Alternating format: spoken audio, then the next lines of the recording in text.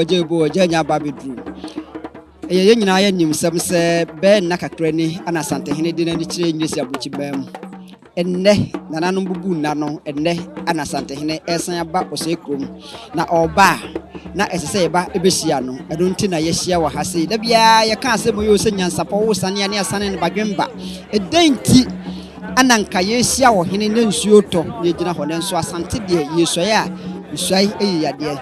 Santini bia na so hini bia so ya de obeka ne so ya misai eyade eni ti se nsuo mo awiamo se wo fra me na se mama na ni papa no eto enne nananom adi won so ayeso we e kire se Asante ye yo man Asante ye doso Asante ye obibika Asante ye obibi kire aha eye NYANSAPO aha ananim de ene nyansawo NYANSAPO ye sane a ni asane ne badwemba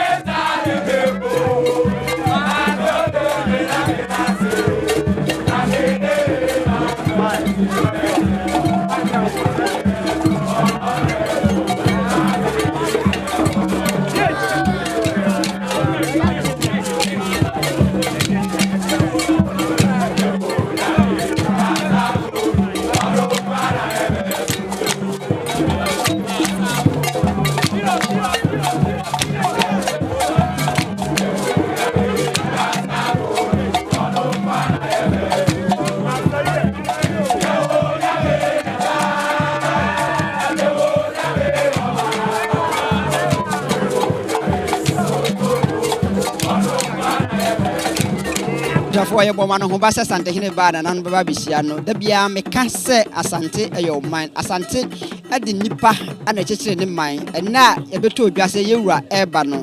na mampo hina ba na asim hina ba na afuma hina ba aman hina man hina ahodo nyina ba ne nyina ene se yewura aba bedu kumase ohine ba bedu kumase nso a ene na ekire se krowura ana aba no eti se ohina ba na ye befa no afri wiem sanjina bia ede no atu monten so ansane ede na komanhia sade ye nra na Abantema hene ma ye nya nte ye se Asante hene ba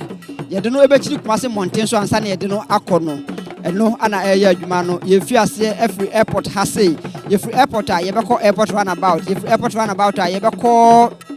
so me runabout if so me runabout a de ni ebe kire Abibirem runabout Abibirem junction na ye free Abibirem junction na ye call eye Bantema runabout ye do Bantema runabout honmo a ho ana Asante hene ayonko emu a ejina nananom efri hon ma omu edumani ebe kire kejetia yedu kejetia nso a baabi a yewura ni honi ni sie no me kan statue no ehon so ye befa ho na ye de ani a kire eye Dr. Mensa ye nam Dr. Mensa no na yafa apagefie animu ansa na yewura akowura hemfie abusua ya ka kire se de beto form ha bia ye de bebro aha eye NYANSAPO na se yesia wo NYANSAPO se dia abusua na de beto form bia na ye sane ana ye sane no badwemba niema bebre ana wom a ye besane nsuotoy nana no mu ginam NYANSAPO nimdiem ye besane ye bebiem ye behwa de kudie nti nana no mu nyina ye krado mu twen ama yewura aba yewura bisa sɛ na me ne mo kan yewura na eba no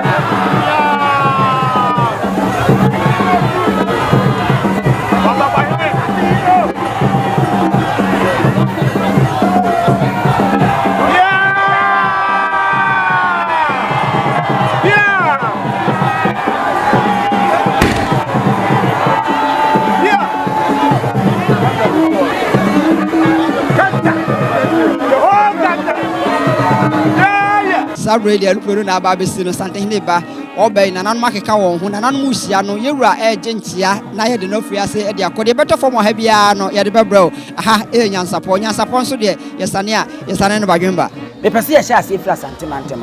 na me bobo aman he no ebi edin anase bobo aman he no mo se Asante hina ase no e wa Asanteman me bobo mu din Asanteman na me hia ase yikokofu dwaben be kwan nsuta Mampon adanse offenso ejoso jadam afei obogu Asante achima gogodomi abra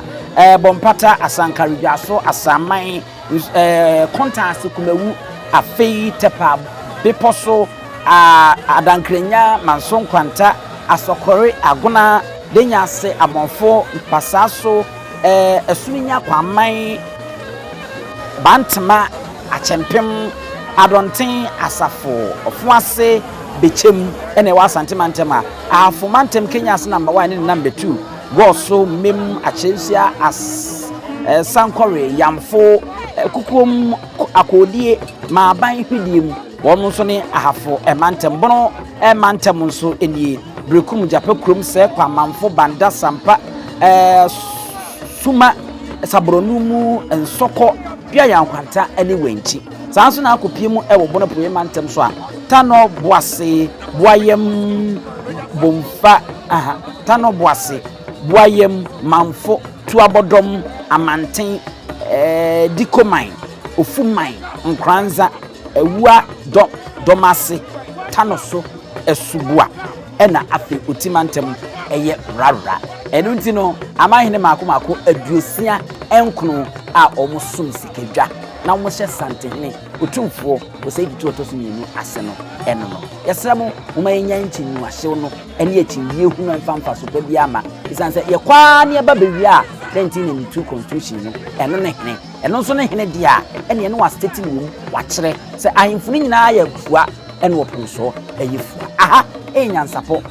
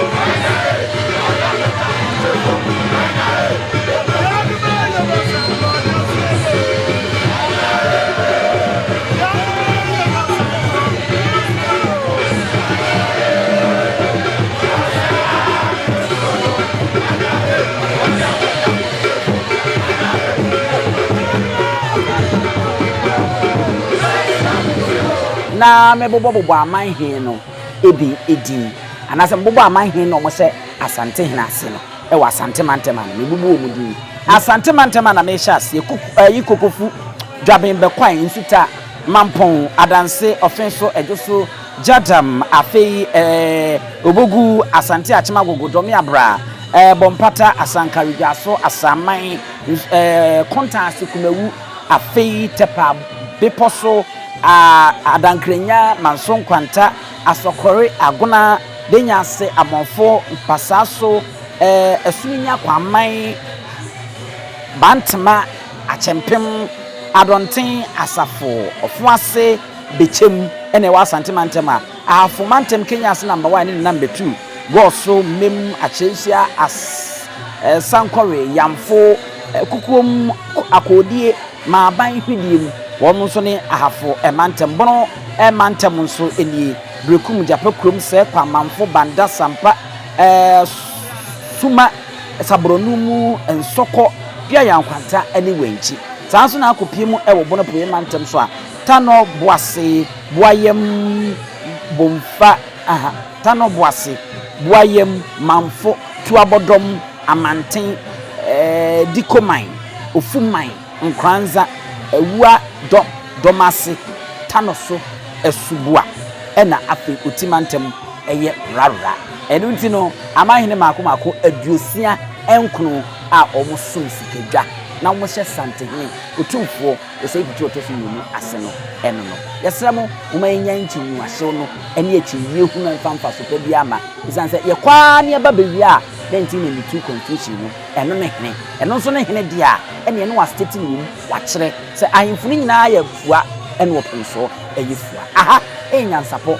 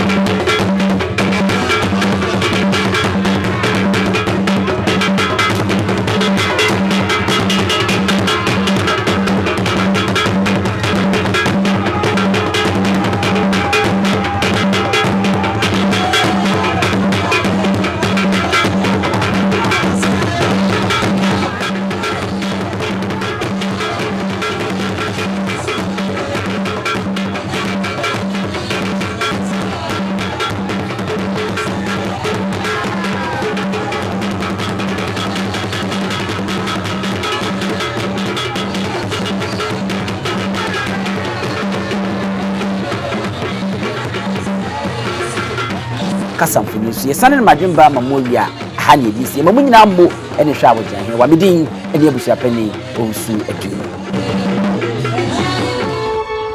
I didn't think you would be the Brabes, this you would be. I bet you did. Crap, Prego, and Sabe, or Jambu, be a secret, was my daughter's right. Penny wants nephew, Emma, as a biam. Blani P. Freeman he say pain, and young Quandewa, lay a sotron white. And son, or dear Sibefitana, my quad brain, some will turn in some much morning. You are a new reclaiming. We are so for crown ye. Tonte, Yano Sania, I know NYANSAPO. I want to take a money, and Takraboni, dear, Fenam Quatriqua. What out amount to my effect? Need the saying. They did Obama. Akola wa no so pese otimu osuma ense bratam The first hon hia na Amerikasa Sabe ka ya twere ni mu nyame nai ebu afaso enye de ya twere ni mu twa nyame Sebedi akone be kwen bodi akede na se kofi nro ni ya aben ntime nyina ni mu ampata na wo yade ya